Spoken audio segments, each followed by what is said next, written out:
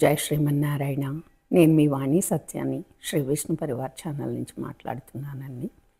Welcome to our channel. జై శ్రీమన్నారాయణ అనురాధ గారు. జై శ్రీమన్నారాయణ గురువు గారు. అమ్మ, ఈరోజు ఆదిత్య హృదయంలోని 4, 5, 6 శ్లోకాలు నేర్చుకుందాము. మొదటగా 4వ శ్లోకం నేను ఫస్ట్ ఎక్స్ప్లెయిన్ చేస్తాను. ఆదిత్య హృదయం పుణ్యం సర్వశత్రు వినాశనం జయావహం జపే నిత్యం అక్షయ్యం పరమం శివం. ఆదిత్య కింద యకారం ఉందమ్మా, సంయుక్తాక్షరం. హృదయం పుణ్యం అణ కింద యకారం. సర్వ రా కింద వకారం. శత్రు కింద రకారం. సర్వశత్రు వినాశనం జయావహన్ జపేన్నిత్యం. జపేన్నిత్యం నా కింద నా ద్విత్వాక్షరం, తా కింద ఈ అకారం ఉంది సంయుక్తాక్షరం. జపేన్నిత్యం అక్షయ్యం యా కింద అకారం ఉంది. పరమం శివం. ఇప్పుడు పదాల వయసు నేర్చుకుందాం. ఆదిత్య ఆదిత్య హృదయం హృదయం పుణ్యం పుణ్యం సర్వశత్రు సర్వశత్రు వినాశనం వినాశనం జయావహన్ జయావహన్ జపేన్నిత్యం జపేన్నిత్యం అక్షయ్యం అక్షయ్యం పరమం శివం. పరమం శివం. ఆఫ్లైన్. ఆదిత్య హృదయం పుణ్యం ఆదిత్య హృదయం పుణ్యం సర్వశత్రు వినాశనం సర్వశత్రు వినాశనం జయావహన్ జపేన్నిత్యం జయావహం జపేన్నిత్యం అక్షయ్యం పరమం శివం. అక్షయ్యం పరమం శివం.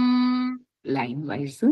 ఆదిత్య హృదయం పుణ్యం సర్వశత్రు వినాశనం ఆదిత్య హృదయం పుణ్యం సర్వశత్రు వినాశనం జయావహం జపేన్నిత్యం అక్షయ్యం పరమం శివం.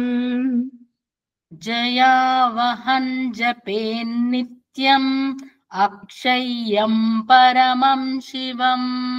ఇప్పుడు ఇద్దరం కలిపి పూర్తి శ్లోకం చేద్దాం.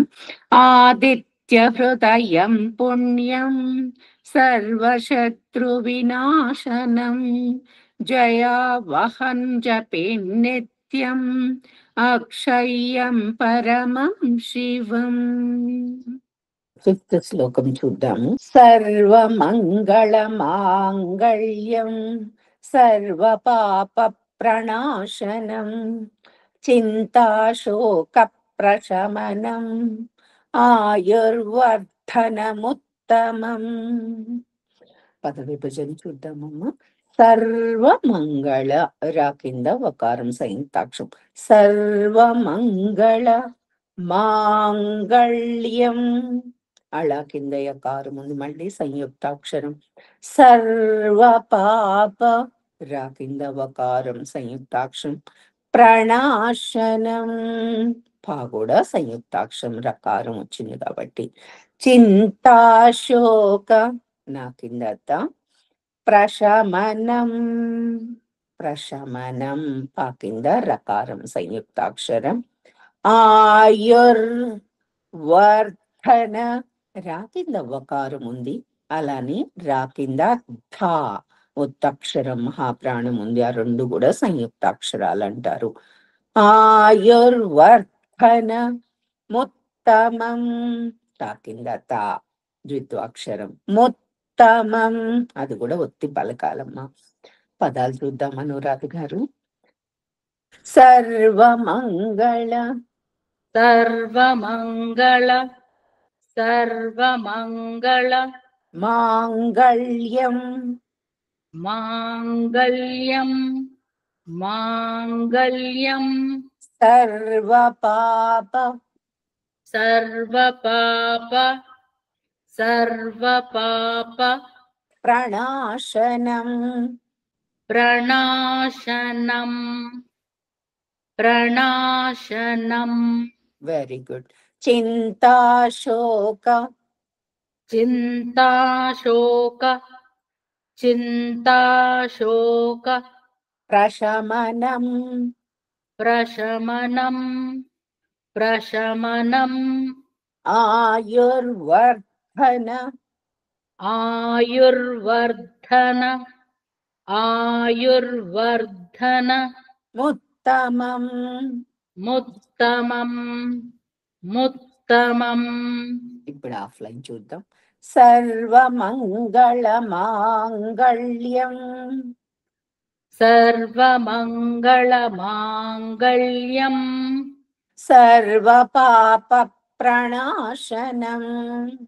सर्वपापप्रणाशनम् चिन्ताशोकप्रशमनं चिन्ताशोकप्रशमनम् आयुर्वर्धनमुत्तमम् आयुर्वर्धनमुत्तमम् లైన్ వైజ్ సర్వమంగళమాంగళ్యం సర్వపాపప్రణాశనం सर्वमङ्गलमाङ्गल्यं सर्वपापप्रणाशनम् చింతాశోకప్రశమనం ఆయుర్వర్ధనముత్తమం चिन्ताशोकप्रशमनम् आयुर्वर्धनमुत्तमम् ఇప్పుడు మొత్తం కలిపి చదువుదామమ్మా సర్వమంగళమాంగళ్యం సర్వపాపప్రణాశనం చింతాశోకప్రశమనం ఆయుర్వర్ధనముత్తమం 6th శ్లోకం చూద్దామమ్మా రశ్మిమంతం సముద్యంతం దేవాసుర నమస్కృతం పూజయస్వ వివస్వంతం భాస్కరం భువనేశ్వరం పదాలు చూద్దాము రశ్మిమంతం శంకర్లో షా కింద మకారం ఉంది అలాగే మంతంలో నా కింద తకారం ఆ రెండు కూడా సంయుక్తాక్షరాలు రశ్మిమంతం సముద్యంతం దా కింద యకారం నా కింద తా సముద్యంతం దేవాసుర నమస్కృతం నమస్కృతం సా కింద కా ఉంది అలానే వాటర్ సుడి కూడా ఉంది సంయుక్తాక్షరం అమ్మ గట్టిగా పలకాలి నమస్కృతం పూజయస్వ సా కింద వకారం వివస్వంతం అగైన్ సా కింద వకారం నా కింద తా వివస్వంతం భాస్కరం భా దీర్ఘాక్షరము మహాప్రాణం సా కింద రకారం ఉంది భాస్కరం భువనేశ్వరం భా మహాప్రాణము నేశ్వరంలో నా కింద వకారం ఉందమ్మా సంయుక్తాక్షరం ఇప్పుడు పదాలు చూద్దాం రిపీట్ చేయమ్మా రశ్మిమంతం रश्मिमन्तं रश्मिमन्तं సముద్యంతం समुद्यन्तं समुद्यन्तं దేవాసుర देवासुर देवासुर నమస్కృతం नमस्कृतं नमस्कृतं పూజయస్వ पूजयस्व पूजयस्व వివస్వంతం विवस्वन्तं विवस्वन्तं భాస్కరం భాస్కరం భాస్కరం భువనేశ్వరం భువనేశ్వరం భువనేశ్వరం ఆఫ్లైన్ చూద్దామమ్మ.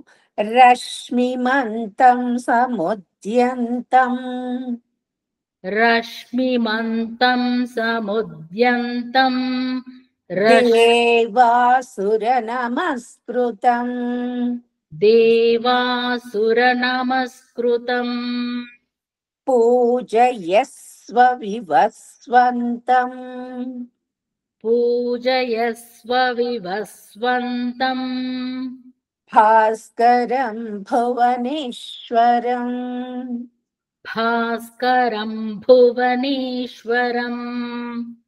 లైన్ వైజ్ చూద్దాము.